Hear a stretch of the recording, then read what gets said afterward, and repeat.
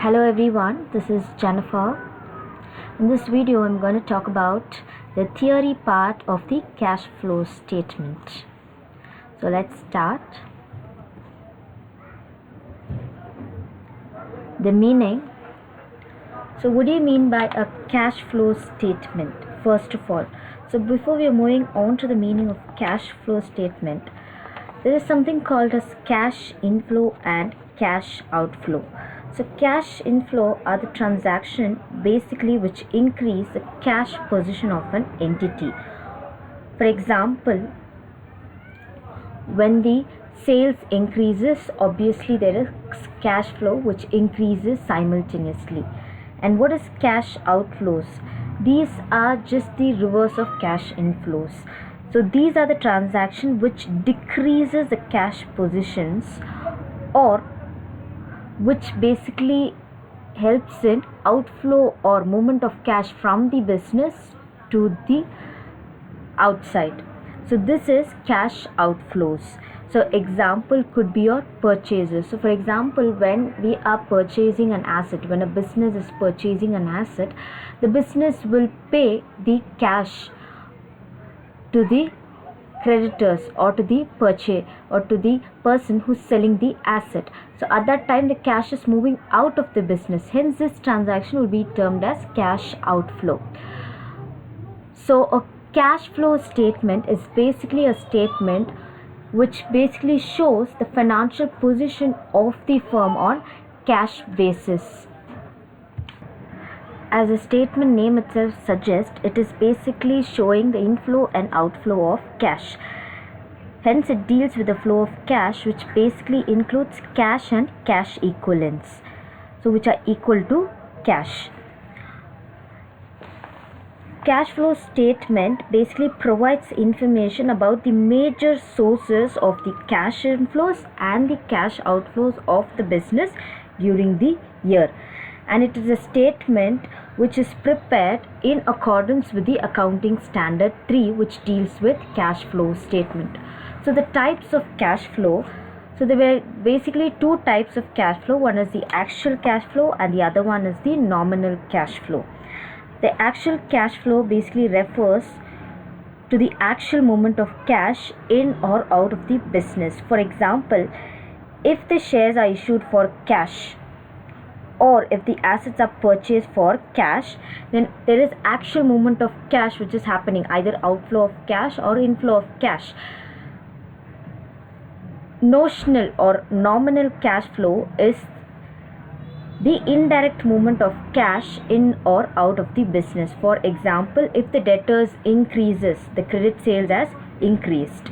So which means it is a notional cash flow which does not actually show how the cash is moving out of the business. Debtors are increasing, so later on at a later stage you will get the cash from the debtors for the sales that has happened. So the actual cash flow is not happened when the debtors increases. So notional cash flow is the indirect movement of cash in or out of the business. So the second topic that we are going to discuss is the uses of the cash flow statement and the limitations of cash flow statement. Uses of cash flow statement, under that point 1, it is very much useful to the management. Why? Because it basically tells the ability of the company to pay its cash, or how it's basically generating cash within the organization during a particular point of time, and it helps in evaluating the cash position of the firm, whether they do have the required cash, or how is the liquidity position of the company, is it stable enough. So everything can be analyzed by a management with the help of the cash flow statement. Point 2, it helps in preparing the cash budget. Basically it tells us about the expected receipts and payments of cash. So cash budget is nothing but it is a plan which executes expected receipts and payments. So by the preparation of the cash flow statement, you can easily analyze and prepare your cash budgets for the organization. Point 3, helps to know cash generated from the internal sources. So if you see in the cash flow statement, we are computing or calculating something called as cash from operational activities, which is from the internal sources, how much of cash that a company generates from the internal activities or the operational core activities of the organization. Hence it helps us to know the cash generated from the internal sources apart from the financing or other external sources. Point 4, it helps to know the ability of the company to pay its cash commitments. So when a company gets to know about the liquidity position of the company, what savings does it have, what is its stable cash that it has in hand, then a company will get to know whether it has the ability to pay all its cash commitments, which are the activities which it is supposed to liable to pay for in the future. Point 5, it helps in planning the repayment. So cash flow statement helps the management to plan about the repayment of various loans, borrowings, repayment of purchases of fixed assets or other similar long-term plannings of cash can be easily analyzed.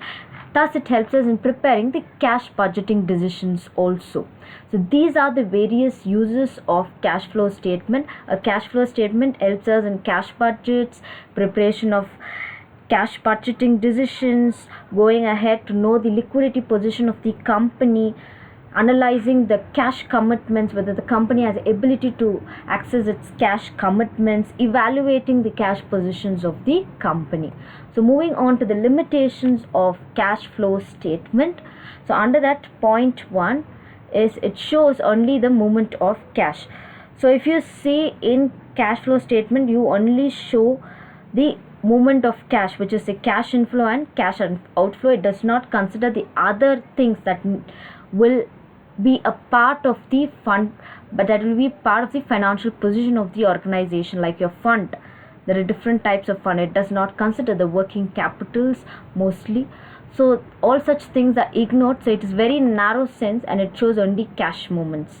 So which is a limitation of cash flow statement. Hence the financial position or the liquidity position cannot be analyzed completely. Point 2, to determine the income of the business. To determine the income of the business, non-cash income also should be considered. But in cash flow statement, we only consider the cash incomes. Point 3, it only deals with cash. Hence the fund, the term fund which we studied in the fund flow statement, which includes different types of fund, will not be included. It only deals with cash and it is very, very narrow in sense to know the financial position of the business. Point 4, it cannot replace the income statement and the fund flow statement. This basically has a separate function to perform, which only shows the cash position of the organization. So our next topic is procedure of cash flow statement. Procedure of the cash flow statement. So the cash flow statement is prepared in accordance with the Accounting Standard 3, which is issued by the Institute of Chartered Accountants of India. So the Accounting Standard 3, which deals with cash flow statement, basically tells that every company has to mandatorily prepare the cash flow statement. So which are the two categories of companies? Point 1, enterprises whose equity or debt securities are listed or are going to be listed on a recognized stock exchanges in India. Point 2 is all other commercial, industrial and business reporting enterprises whose turnover for the accounting period exceeds 50 crores. So these two categories of companies need to mandatorily prepare the cash flow statement as per the Accounting Standard 3. So it is legally compiled that such companies or enterprises needs to prepare the cash flow statement. And the Securities and Exchange Board of India requires that all listed companies should submit the cash flow statement along with the other financial results of the company prepared as per the Accounting Standard 3. So in the cash flow statement has a legal it acts as a legal requirement for certain companies to be prepared at the year or the accounting period. So a cash definition of a cash fund, basically a cash fund according to accounting standard 3, a cash fund may be categorized into three types, which is the cash in hand.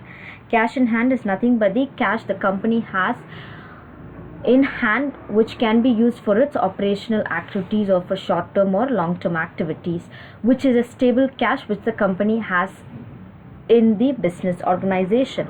Point 2 is a cash equivalence.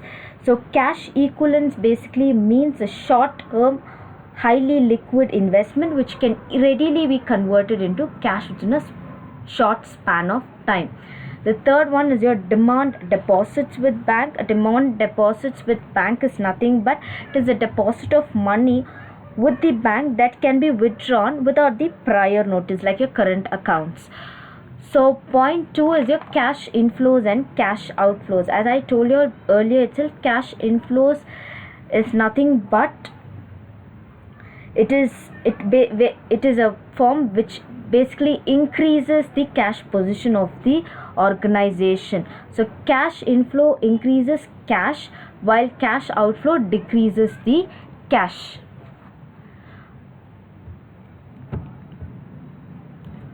So our next thing is categories in the cash flow statement. So the statement of cash in the cash flows basically are categorized into three activities. The first one is your operating activity, second one is your investing activity, and the third one is your financing activity.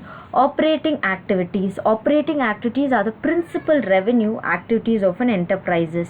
So under operating activities, basically it is a core activity of an organization from which it will gain its main core revenue. So those are called as the operating activities of an organization. Like example, selling of sales which are made by the company either through cash or cash received from the debtors, which acts as the main core revenue of an organization. So under operating activities, we subdivide it into cash inflows and cash outflows from the operating activities. So examples of cash inflows from operating activities will be cash sales or cash received from debtors, wherein the cash is coming into the business. The cash outflows from operating activities could be cash purchases and payment to creditors, the payment of wages, salaries, rent, insurance, etc. So basically the cash inflows from operating activities will be added and the cash outflows from operating activities will be minused. Moving on to the second type, which is the investing activity. Investing activities are the activities which deals with the acquisition and disposal of the long-term assets and other investment which are not included in the cash equivalents. So again, investing activities will be subdivided into cash inflows from investing activities and cash outflows from investing activities. So the cash inflows from investing activities and cash outflow from investing activities only deals with the long-term assets. Either, for example, if there is a purchase of fixed assets, it will be considered as cash outflow, because when you are purchasing something, the cash is moving out of the business. So that is cash outflow from investing activities. For example, if you're selling your fixed assets, that can be a cash inflow from investing activities, because once you're selling an fixed asset, for example like a plant and machinery, you're having a money which is coming into the business. So under investing activities also you subdivide it into cash inflows from investing activities and cash outflows from investing activities.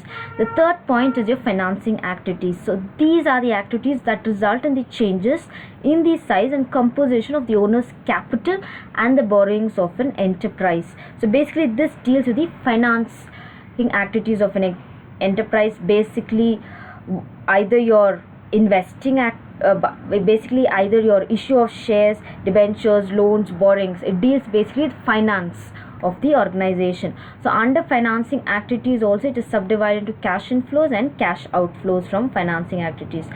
An example could be, for example, if a company is issuing shares, at that time the cash is coming into the business from the investors, so that can be termed as cash inflow. For example, if the company is paying the dividends for the issued shares, at that time the cash is moving out of the company, at that time it is termed as cash outflows. So in all the three activities, the cash inflows will be added and the cash outflows will be subtracted respectively. So moving on to the format of cash flow statement. How are we going to basically prepare the cash flow statement?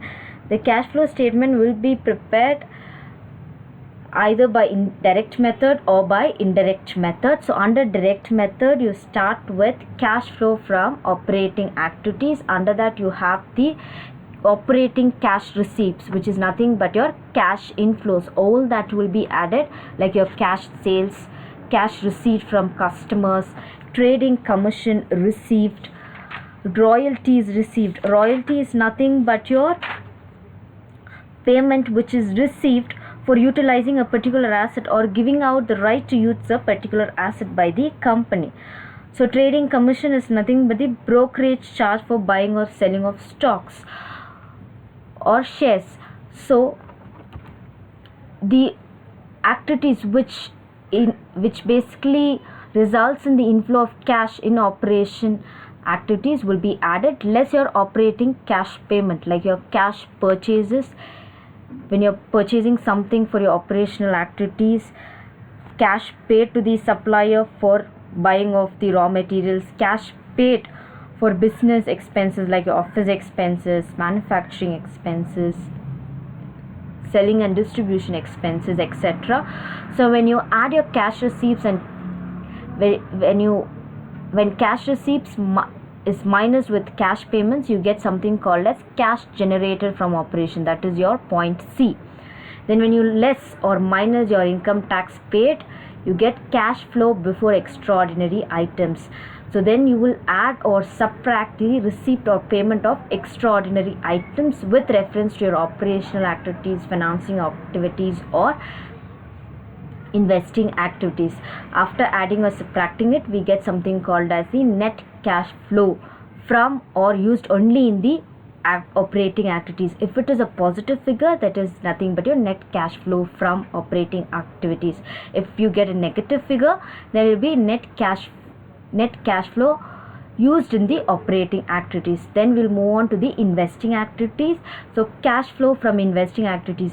So in that you will add all your cash inflows and you will minus your cash outflows. Then you will get your cash flow from investing activities. Then the third point is cash flow from financing activities. Under that you will add your cash inflows from financing activities and you will minus your cash outflow from financing activities.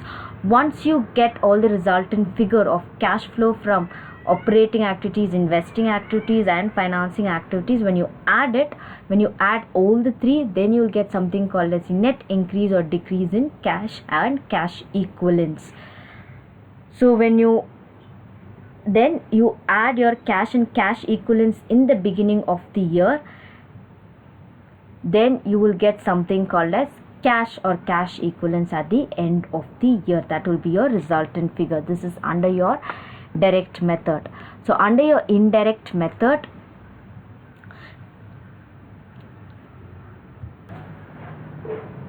so this is the format of cash flow statement under the indirect method. So sometimes if they question if they tell prepare the cash flow statement as per accounting standard 3, will normally follow the indirect method.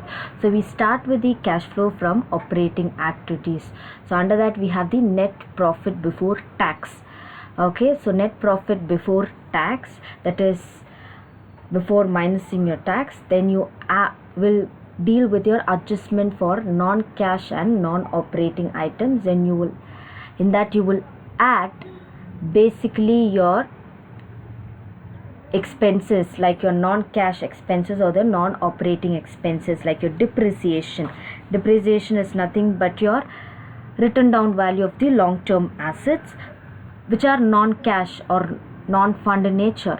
Preliminary expenses, discount on issue of shares, a fictitious asset, debentures written off. The preliminary expenses are your assets which are not fully written off in an organizational accounts. Goodwill, patents and trademark amortized, which is the intangible assets written off. Interest on long-term borrowings, the interest that is paid on the long-term borrowings. The loss on the sale of fixed asset. Then you will minus your interest incomes, dividend incomes, rental income, profit on sale of fixed asset, which are non-operating in nature or non-cash in nature. So when you minus and when you add this respectively, you will get something called as the operating profit before working capital changes. Then we come up with something called as the working capital. Working capital deals with current assets and current liabilities. So what we'll basically add is, we will add the decrease in the current assets and increase in current liabilities, and we'll minus the increase in current assets and decrease in current liabilities. Then we'll get something called as cash generated from operating activities. When you minus your income tax paid, you will get the net cash flow from operating activities.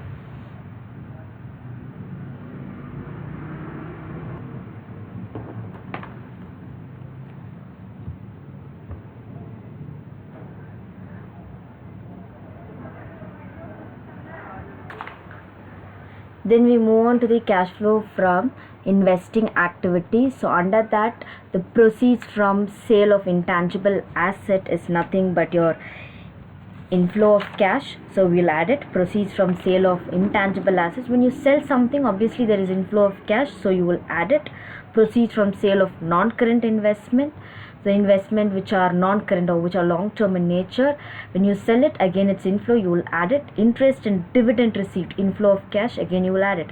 So these are the incomes from investing activities. So all these incomes will be added. Rent received also is an income which will add it. Interest and dividend received also is an income which is inflow of cash. Income is nothing but inflow of cash which you will add it. Then coming up to your payments, which is purchase of intangible assets and purchase of non-current investment. So in these purchases there is outflow of cash, okay, so hence you will minus it. So the resultant figure that you will get is nothing but your net cash flow in investing activities. If you get a positive figure, it is net cash flow from. If you get a negative figure, it is net cash used in the investing activities. Moving on to the third point, cash flow from financing activities. So when you issue shares or when you borrow long-term borrowings, these are proceeds wherein you're getting money into the business, or when you're issuing debentures, you're getting money into the business. At that time it is a cash inflow, you will add it. The payments that you make, you will minus it under your financing activities. So final dividend paid, interim dividend paid, which all relates to financing activities. The dividend is nothing but the payment of profit to the shareholders, okay. So interest on long-term borrowings paid, when you borrow something, obviously you have to repay it at a certain period. So when you're paying it, outflow of cash, so you'll minus it. Repayment of loan, redemption of debentures, repayment of loan, when you're paying back your loans. Redemption of debentures is nothing but when the debentures are redeemed, meaning to tell when you're paying back your debenture holders with your amounts. So at that time, when all these payments are there, these will be minus, the proceeds will be added. So proceeds will be termed as incomes, the payments will be termed as outflow of cash, which is the payments, so hence it will be minused. So the resultant figure that you will get is nothing but net cash from investing activities if it's a positive figure. If it's a negative figure, it is net cash flow used in financing activities. Then when you add all the three activities cash flow, which is your operating activities, investing activities and financing activities, you will get something called as net increase or decrease in cash and cash equivalents. Then you will add your cash and cash equivalents in the beginning. The resultant figure, you should get it as cash or cash equivalents at the end of the year. So I'm sure this is quite clear enough to start up with the cash flow statement. So this is basically the theory part of the cash flow statement. So when we are preparing the cash flow statement, either we can follow the format of the direct method or indirect method, but indirect method is a method which is mostly used in the organization. Hence when they tell prepare cash flow statement under accounting standard 3, we will follow the indirect method of preparing the cash flow statement under accounting standard 3. Hope this is quite clear enough, and thank you everyone.